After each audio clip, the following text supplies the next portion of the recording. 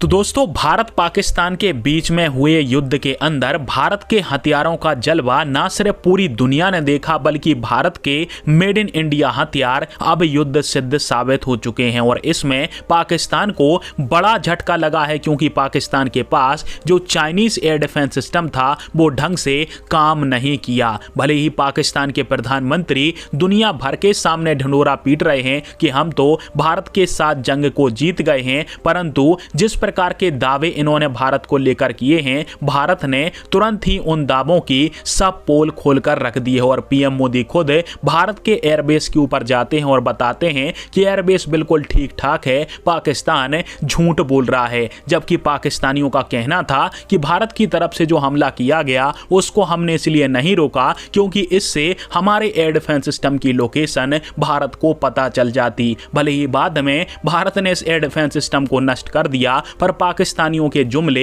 एक अलग ही लेवल पर हैं। पर अब खबर निकल के सामने आई है कि जब पाकिस्तान के अंदर चीन का एयर डिफेंस सिस्टम फेल हो चुका है तो पाकिस्तान पहुंचा है टर्की के पास। और स्क्रीन के ऊपर आप सभी आर्टिकल पढ़ सकते हो कि अब पाकिस्तान टर्की से उसका सिपर नाम का एयर डिफेंस सिस्टम खरीदना चाहता है। इसकी रेंज की बात करें तो इसके 3 ब्लॉक हैं। पहले ब्लॉक की रेंज बताई जाती है करीब 70 किलोमीटर, दूसरे ब्लॉक की रेंज है 120 और तीसरे की जो रेंज है वो 150 से 180 किलोमीटर के आसपास की है। और तुर्की ने इसको बनाया है 2023 के अंदर। इसका स्टार्टिंग फेज स्टार्ट हुआ था और अब इसके परीक्षण वगैरह हो रहे हैं। अब वैसे तो टर्की के सिपर एयर डिफेंस सिस्टम का तुर्की के अलावा और कोई देश इस्तेमाल नहीं करता है और ना ही यह युद्ध सिद्ध साबित हुआ है, परंतु पाकिस्तान इसका दूसरा खरीदार बन सकता है, क्योंकि चीन के एयर डिफेंस सिस्टम जब भारत के हमलों के सामने फुस हो गए तो अब पाकिस्तान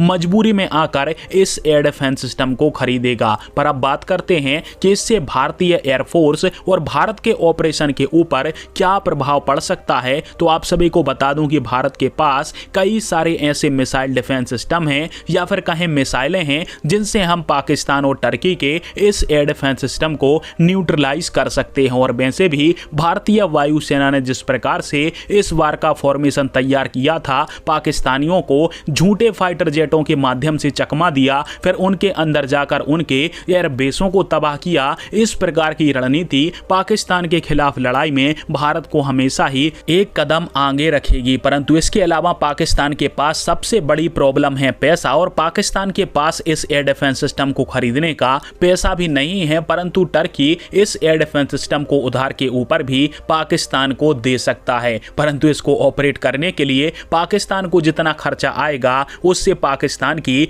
जेबें खाली होने वाली हैं। खैर, अब देखने वाली बात है कि एयर डिफेंस सिस्टम कब तक पाकिस्तान आता है और इसको तोड़ने के लिए भारत किस प्रकार की तैयारी करता है। नमस्कार, धन्यवाद, जय हिंद, वंदे मातरम।